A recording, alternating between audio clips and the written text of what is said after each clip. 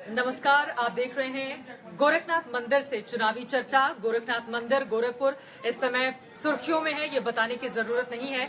मुख्यमंत्री का ये संसदीय क्षेत्र है और यहाँ पर जो विकास के काम उन्होंने किए हैं, अब उसको प्रदेश भर में फैलाने की उनकी कोशिश कितनी कामयाब होगी और आगे किस तरह का भविष्य दिखता है, इस पर हम बातचीत करेंगे। यहाँ पर तमाम युवा हमारे साथ मौजूद हैं, गोरखपुर विश्वविद्यालय से जुड़े हुए।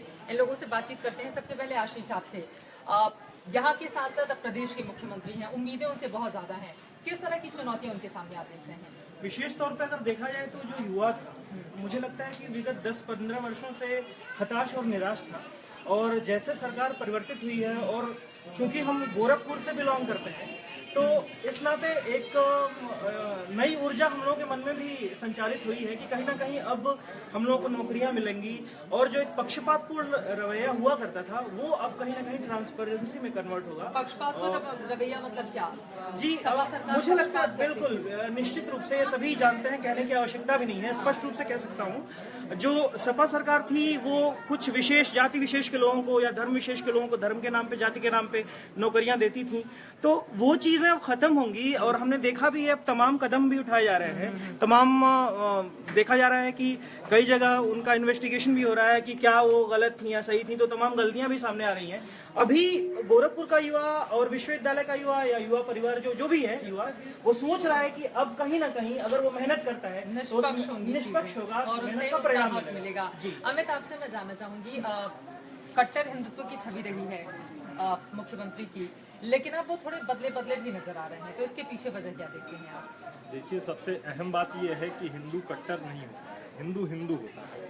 और जहाँ तक योगी जी का सवाल है, तो योगी जी को शुरू से ही उनको लेके एक पूर्वाग्रह से ग्रस्त मानसिकता बना ली गई थी कि योगी ऐसे हैं, योगी वैसे हैं। योगी क्या है ये समझने की किसी ने कोशिश नहीं की थी। योगी जी जिन मुद्दों को लेके बीते कल में संघर्ष करते थे, उन्हीं मुद्दों को लेके अब वो शासन करेंगे, उन्हीं मुद्दों पे वो काम करेंगे। मुद्दों में कोई परिवर्तन नहीं है। और जहां तक टोन का सवाल है कि कल तक अगर किसी विषय पे बोलते थे, आज नहीं बोलेंगे, तो स्वाभाविक बात है कि कल तक विपक्ष में थे, उन्हें चीजों को उठाना था, सवाल उठाने थे और जवाब तलाशना था। अब वो शासन में है, अब उन्हें जवाब तलाश कर देना है जनता को। अब सवाल उठाने का काम दूसरे लोग करेंगे, तो टोन में फर्क आना स्वाभाविक है। बाकी योगी योगी हैं, कल भी गंगा जल थे, आज भी गंगा जल। अच्छा, आपको लगता है कि कल वो गंगा जल थे और आज भी गंगा जल है? मतलब गंगा जल में कहीं से कोई परिवर्तन नहीं आया? कानपुर का गंगा जल नहीं है, वो ऋषिकेश का गंगा जल है, बिल्कुल निर्मल, बिल्कुल फ्रेश। अच्छा, लेकिन उनके सामने चुनौतियां बहुत तरह की हैं। पूरे प्रदेश को गोरखपुर एक अलग तरह के मूड के लिए जाना पहचाना जाता है, लेकिन पूरे प्रदेश को चलाने के लिए अभी अनुभव की भी कमी है उनके अंदर।